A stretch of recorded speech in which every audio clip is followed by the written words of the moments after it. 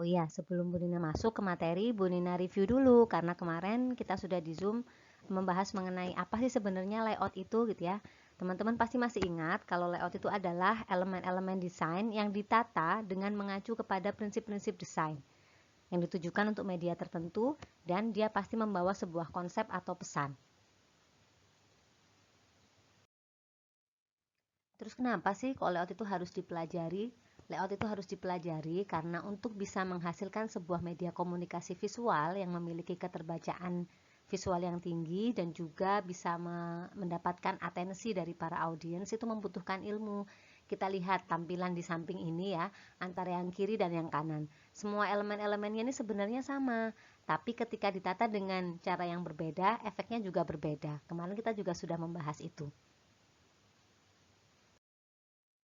Kita juga harus mempertimbangkan setiap media komunikasi visual itu baik itu yang tercetak gitu ya maupun yang versinya digital itu membutuhkan cara yang berbeda-beda untuk membaca dan melihatnya gitu. Itulah kenapa kalau kita mendesain layout untuk buku berbeda dengan cara kita mendesain untuk layout poster. Begitu juga ketika kita membuat layoutnya spanduk pasti berbeda caranya dengan ketika kita membuat layoutnya billboard. Nah, di mata kuliah tata letak perwajahan ini, kita akan belajar untuk membuat media komunikasi visual, baik yang dari kategori tradisional maupun yang dari kategori new media. Tradisional media itu lebih kepada media-media yang sifatnya itu tercetak, gitu ya, seperti buku, koran, billboard, banner, dan sebagainya. Kita akan belajar dan membahas layout mengenai tradisional media ini, dan kita juga akan belajar dan berlatih untuk mengembangkan media-media komunikasi visual yang basisnya itu digital, baik itu untuk media sosial, untuk blog, website, dan seterusnya. Di pertemuan pertama kemarin, Bu Lina juga sudah menyampaikan apa sih yang akan dipelajari oleh teman-teman di semester ini di mata kuliah tata letak perwajahan. Nah, kalian akan belajar mengenai elemen-elemen layout, prinsip-prinsip layout gitu ya, grid system, dan juga nanti kita akan banyak sekali berlatih untuk memproses sebuah layout, baik itu untuk media cetak dan untuk media digital gitu ya. Jadi semuanya udah siap ya. Makanya hari ini kita akan membahas bagian yang pertama yaitu elemen-elemen tentang layout. Oke, kita masuk ke pembahasan yang pertama. Jadi teman-teman, elemen-elemen layout itu ada tiga. Bu Nina kategorikan dalam tiga kategori besar. Yang pertama adalah elemen teks, yang kedua adalah elemen berupa image, dan yang ketiga adalah invisible elements. Elemen teks itu terdiri dari headline, subheadline, caption, dan semua informasi berupa teks yang ada di dalam sebuah tampilan visual. Nah, kalau image yang nomor 2 ini berkaitan dengan ilustrasi, fotografi, elemen-elemen ornamental gitu ya yang digunakan selain untuk memperjelas sebuah konten gitu ya, dia juga berfungsi sebagai elemen estetis. Dan yang ketiga adalah invisible elements. Invisible elements ini berupa grid, margin, composition gitu ya, white space yang mungkin dia tidak kelihatan dalam layout itu, tapi dia menjadi elemen yang sangat penting yang menentukan hasil akhir dari tampilan sebuah layout.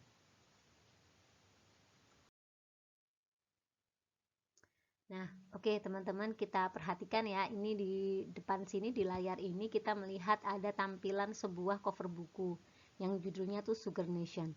Nah, yang mana yang dinamakan sebagai headline atau heading atau title atau judul ini di bagian depan ini. Ini yang disebut sebagai sebuah headline. Nah, biasanya headline atau heading atau title atau judul itu diletakkan di bagian yang paling atas gitu ya, dengan proporsi yang paling besar karena ditujukan supaya dia secara hierarki itu yang akan dilihat oleh pembaca yang pertama kali. Makanya ukurannya paling besar gitu ya, dan dia pasti dibuat kontras gitu dengan elemen-elemen yang lainnya. Nah, kalau yang ini di bagian ini yang disebut sebagai deck atau deck copy atau bisa juga disebut sebagai lead. Fungsinya apa? Fungsinya ini adalah sebuah paragraf pendek, bukan paragraf sih, sebenarnya kalimat gitu ya. Kalimat pendek yang nantinya itu menjelaskan sebenarnya headline ini tuh mengarah kepada apa. Jadi pembaca itu sudah punya bayangan, oh ini nanti akan membahas soal ini toh gitu. Itu dinamakan dengan deck atau deck copy atau lead gitu ya. Lalu yang ketiga ini, kayak yang teman-teman lihat di sini ini adalah nama pengarang. Nama pengarang biasanya diletakkan bisa di bagian atas atau di bagian bawah gitu ya, tergantung konteksnya.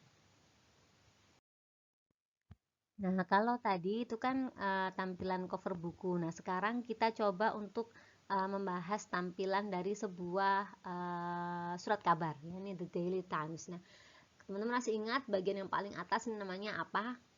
Ini dinamakan dengan headline atau heading atau title atau judul yang sama seperti yang tadi. Tapi biasanya di koran gitu ya, di surat kabar itu dia memiliki folio. Folio itu seperti ini teman-teman.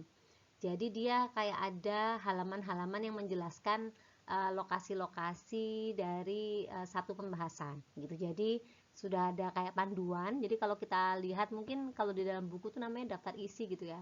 Tapi kalau di surat kabar itu disebut sebagai folio. Ini juga biasanya ada di majalah gitu ya. Jadi tidak hanya di surat kabar. Nah, yang disebut sebagai body text itu yang seperti ini. Jadi semua teks yang ada ini disebut sebagai body text. Dia ukurannya biasanya kecil gitu ya, diletakkan setelah headline dan juga sub headline. Nah, kalau yang dinamakan dengan sub headline itu ini. Nah, ini bagian yang kecil-kecil gini ya. Jadi dia penjelas tambahan dari headline. Itu yang disebut sebagai sub headline. Nah, kalau teman-teman lihat di bagian samping-samping biasanya ada seperti ini yang disebut sebagai sidebar. Oke, tadi kita sudah membahas mengenai elemen-elemen teks yang ada di buku dan juga di surat kabar. Nah, sekarang giliran kita untuk membahas mengenai elemen teks yang ada di dalam layout sebuah majalah gitu ya. Oke, kita mulai dari yang pertama. Ini Bu Nina menuliskan ada pull quotes di sini. Yang dinamakan dengan pull quotes itu yang mana gitu ya? Pull quotes itu yang ini. Nah, ini biasanya suka ada pull quotes di pembahasan-pembahasan atau redaksional yang membahas mengenai satu artikel tertentu gitu ya. Dan pull quotes ini adalah salah satu kalimat yang digunakan sebagai kalimat yang paling berkesan, yang juga membantu pembaca mendapatkan gambaran mengenai artikel itu mengenai apa. Salah satu tandanya dia diletakkan boleh di samping sini gitu ya, atau di tengah gitu ya, atau di tengah-tengah apa namanya grid yang isinya body text ini gitu ya, ukurannya lebih besar dan biasanya dia ditambahin ini nih, ada kayak apa namanya tanda kutip gitu ya yang di bagian atasnya, ini disebut sebagai pull quotes. Nah, kalau di majalah ada decknya nggak atau leadnya? Ada gitu ya, yang dinamakan dengan lead yang ini. Nah, ini masih disebut sebagai lead atau deck. Jadi dia adalah informasi tambahan mengenai satu pembahasan dalam artikel. Nah, kalau yang disebut sebagai initial cap yang mana ya gitu ya? Kalau teman-teman lihat initial cap yang mana? Initial cap itu yang ini. Nah, ini yang disebut sebagai initial cap. Initial cap itu biasanya diletakkan di paragraf pertama gitu ya. Ada salah satu huruf yang ditampilkan lebih besar dibandingkan dengan huruf-huruf yang lainnya, warnanya paling mencolok gitu ya. Ini disebut sebagai initial cap. Nah, kalau di sini teman-teman lihat di bagian bawah ini ada penjelasan gitu ya. Ini juga disebut sebagai folio. Nah, teman-teman juga harus ingat gitu ya, dalam menata elemen teks gitu dalam sebuah layout, yang paling menantang itu adalah memilih tipografinya. Meskipun kita semuanya kemarin sudah lulus gitu ya di mata kuliah tipografi gitu ya, tapi itu sebenarnya juga bukan jaminan kita bakal jadi jago gitu ya untuk menentukan kita mau memilih uh, tipografi yang seperti apa ya untuk layoutnya gitu. Karena memilih elemen tipografi atau typeface itu adalah hal yang hanya bisa dilakukan ketika kita sudah banyak sekali berlatih. Nah, teman-teman, yang harus diperhatikan ketika kita memilih tipografi dalam layout, yang pertama ini adalah memilih keselarasan jenis huruf dengan kontennya. Karena seperti yang kita pelajari dalam mata kuliah tipografi di semester yang lalu, bahwa setiap jenis huruf itu mengandung kepribadian tertentu. Kalau kita ingin menampilkan satu tampilan komunikasi visual yang clean, yang modern gitu ya, kenapa sih kok kita harus pakai sans serif gitu? Kalau kita kepingin menampilkan sesuatu yang elegan, yang klasik, kenapa kita kok pakainya serif gitu ya? Karena setiap huruf itu mengandung kepribadian tertentu, dan ini yang harus kita pegang betul dan harus kita pahami. Lalu yang kedua, usia pembaca dan jenis atau ukuran hurufnya ini juga mempengaruhi pemilihan kita kepada tipografi gitu ya. Jadi katakanlah ketika kita berhadapan dengan pembaca yang masih muda, masih anak-anak, kita melayout buku gambar yang ada ilustrasinya gitu ya, buku cerita berilustrasi untuk anak-anak, maka kita harus menggunakan font yang ukurannya besar gitu ya. Lalu font yang struktur hurufnya itu jelas gitu ya, tidak terlalu banyak modifikasi.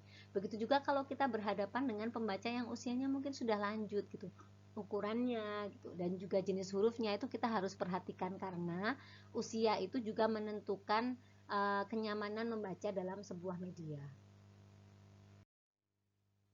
Memilih huruf gitu ya, meskipun kita udah belajar agak lama gitu ya, kadang-kadang itu kalau kita sedang mendesain sebuah layout itu yang paling lama, proses yang paling lama itu adalah untuk menentukan hurufnya, ya nggak sih gitu.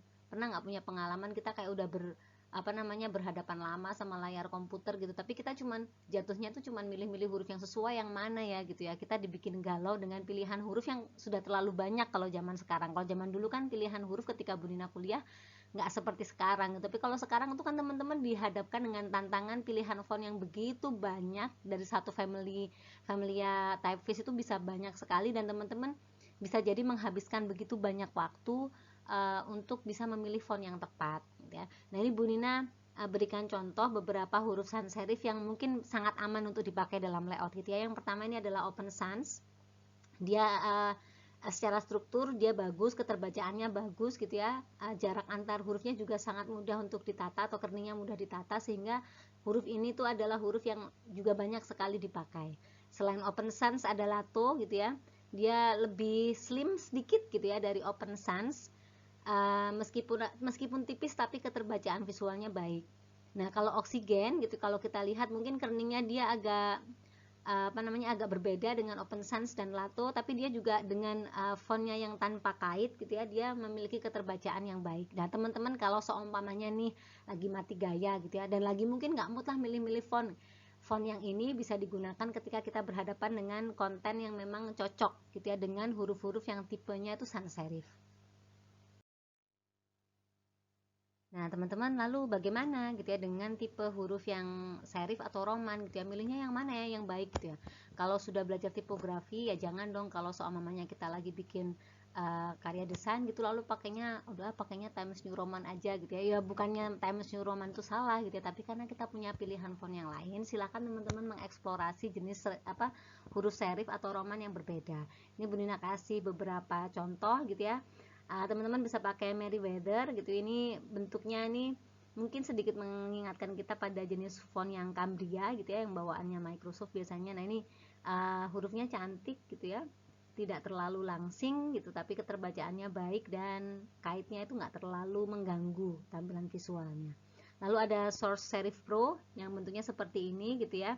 Jadi kalau teman-teman lihat di bagian yang tengah ini, dia juga cantik, nggak terlalu langsing dia bentuknya, tapi keterbacaannya baik juga. Atau teman-teman bisa pakai jenis huruf yang Play Fair Display yang dia kerampingannya tuh mirip-mirip sama Times New Roman gitu. Jadi kalau semuanya teman-teman juga sama seperti tadi ya, jadi mau milih huruf serif yang mana ya gitu, kalau sebenarnya waktunya tinggal sedikit gitu, bisa dicoba 3 font ini.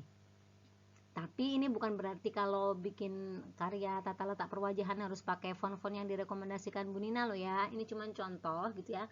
Terutama bagi teman-teman yang masih punya problema sama pemilihan huruf-huruf gitu ya. Nah, untuk membuat sebuah tampilan komunikasi visual, kayaknya jarang banget ya kita hanya menggunakan satu jenis font gitu. Baiknya sih memang kita ada font kombinasi gitu, karena elemen typeface yang benar itu ketika kita tata dengan cantik, dia bahkan bisa berfungsi sebagai penarik perhatian itu sendiri meskipun tanpa ada gambar gitu.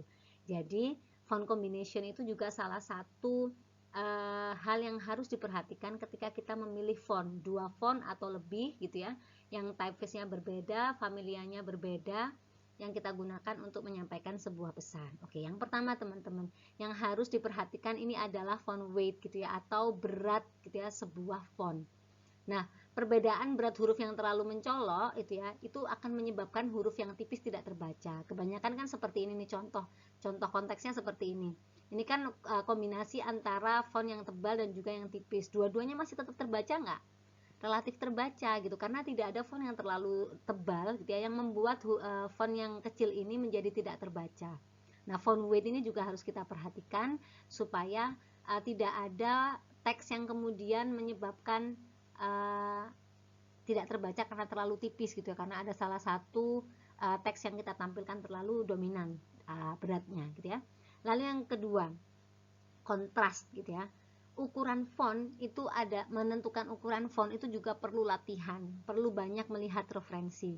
Ukuran font yang terlalu besar itu kadang-kadang bikin lebay gitu ya, meskipun keterbacaannya bisa ya, bisalah diukur keterbacaannya bagus gitu, tapi kalau terlalu besar tuh kadang-kadang lebay, dan katakanlah kita pakai font yang setelahnya fontnya jadi terlalu kecil gitu yang nggak terbaca. Nah, kontras yang kita ciptakan melalui ukuran itu juga harus diperhatikan. Lalu yang ketiga, ini ada X-height gitu ya. Jadi X-height itu ketika kita belajar di tipografi itu adalah ketinggian typeface gitu ya. Typeface dengan X-height yang sama jika disandingkan itu biasanya tingkat keterbacaannya tuh baik. Kalau X-height-nya terlalu berbeda, nanti kalau disandingkan ya dia ada kontras tapi kontrasnya nggak terlalu terlihat serasi gitu ya. Oke, kayaknya kalau tadi Bu Nina jelaskan tanpa ada contoh, teman-teman nggak bisa dapat bayangan gitu ya. Sebenarnya yang dimaksud dengan font weights itu yang seperti apa. Nah, font weights itu ini contohnya teman-teman gitu ya. Jadi, ketika huruf yang jenisnya besar seperti Avenir ini, ketika dia disandingkan dengan Helvetica Neo yang ultralight gitu ya, dia nggak akan bisa bersanding dengan baik gitu, keserasiannya nggak dapet. Berbeda ketika kita pakai Avenir ini gitu ya, Avenir yang ini gitu ya, dengan Helvetica yang reguler. Nah, keterbacaannya akan bagus. Bu Nina akan hapus lagi gitu ya untuk melihat. Coba kalau kita lihat Avenir ini, contoh yang pertama dengan contoh yang kedua, dilihatnya enak mana? Pasti enak kalau dilihat enak yang kedua gitu, karena yang kedua ini berat hurufnya itu seimbang antara Avenir Next dan juga Helvetica yang regular. Kalau kita pakainya Helvetica yang ultralight gitu ya, keterbacaannya jadi nggak bagus dan dia juga jadi nggak kelihatan serasi. Nah, menciptakan kontras gitu ya, itu juga sangat menantang teman-teman. Sebenarnya Bu Nina sendiri juga dalam hal ini masih terus belajar, karena kontras itu nggak hanya sekedar menciptakan ukuran yang besar sama yang kecil, warna yang terang dengan warna yang gelap gitu ya, nggak hanya sekedar itu gitu, tapi menentukan kontras yang tepat untuk pemilihan teks gitu ya, itu harus ya tadi seperti tadi harus banyak melihat referensi. Oke, kita lihat ini referensi yang pertama gitu ya. Kalau kontrasnya terlalu banyak gitu ya antara Helvetica New dan juga Impact gitu, itu nggak bagus gitu. Karena apa? Karena ada yang terlalu tipis dan juga ada yang terlalu tebal. Begitu juga di kasus yang kedua, kalau seumpamanya kita melihat ada kontras yang terlalu tipis gitu ya, nggak terlalu kelihatan bedanya apa antara Helvetica reguler dan juga Lato reguler. Ini kan perbedaannya nggak ada ya teman-teman, hampir nggak ada secara struktur gitu. Kalau kita lihat ya, mau lihat kombinasinya ada di mana gitu, kombinasinya nggak kelihatan karena kontras yang diciptakan itu terlalu sedikit gitu, terlalu tipis lah, jadi nggak kelihatan. Nah, kalau di kasus yang ketiga ini adalah pilihan yang tepat gitu, karena kita menghadirkan antara Helvetica Light dan juga Lato reguler. Yang satu light gitu ya, lightnya masih bisa diukur, dan juga Lato regulernya ini dapatnya seperti ini. Berbeda dengan ketika kita pakai Helvetica Light dengan Impact gitu ya. Kalau Impact tadi yang di kasus pertama kan impactnya tuh tebel banget, tapi kalau misalnya kita sandingkan dengan huruf yang tebel tapi nggak terlalu tebel-tebel banget gitu ya, itu jadinya sesuai kayak gitu ya. Teman-teman masih pada ingat kan yang dimaksud dengan X-height itu apa? Coba kalau udah lupa X-height itu apa, dibuka lagi ya catatannya waktu mengikuti mata kuliah tipografi gitu ya. Jadi yang dimaksud dengan X-height itu ini. Jadi kalau teman-teman lihat ini di sini nih kayak ada bayangan, ada garis semu gitu ya, yang menunjukkan sebenarnya bagian atas huruf-huruf ini itu menyentuh sebuah garis semu. Nah, Helvetica yang new dan juga Playfair itu X-height-nya sama teman-teman. Jadi kalau dilihat ini, kalau huruf-huruf kecilnya ini memiliki ketinggian yang sama dengan huruf-huruf Playfair. Nah, kalau disandingkan dengan huruf yang X-height-nya itu lebih kecil gitu ya, lebih pendek gitu, maka dia nggak bagus gitu. Kenapa kok nggak bagus? Karena ya itu tadi, karena X-height-nya berbeda. Jadi teman-teman harus melihat bahwa setiap huruf itu punya X-height yang berbeda, setiap typeface itu punya X-height yang berbeda, dan untuk menentukan yang mana yang akan kita pakai itu kita harus lihat lagi X-height-nya. Coba nanti dicek lagi catatan teman-teman mengenai tipografi, terutama tentang yang X-height gitu ya. Jadi huruf atau typeface dengan X-height yang sama, dia kalau disandingkan dia akan jauh lebih bagus dibandingkan dengan huruf yang X-height-nya itu berbeda. Nah, teman-teman, Bu Nina kasih tugas di Elena gitu ya, mengenai tugas pertama ini. Silahkan disimak dan silahkan diunduh tugasnya. Materi hari ini juga bisa teman-teman unduh di Elena. Nanti kalau ada pertanyaan, silahkan menghubungi Bu Nina via WA. Itu ya, untuk penjelasan hari ini supaya nggak terlalu panjang juga, jadi ngunggahnya nggak sulit gitu. Bu Nina cukupkan sekian. Semoga teman-teman bisa memahami dan menyimak apa yang tadi Bu Nina sampaikan mengenai elemen layout bagian yang pertama. Saya tutup. Wassalamualaikum warahmatullahi wabarakatuh.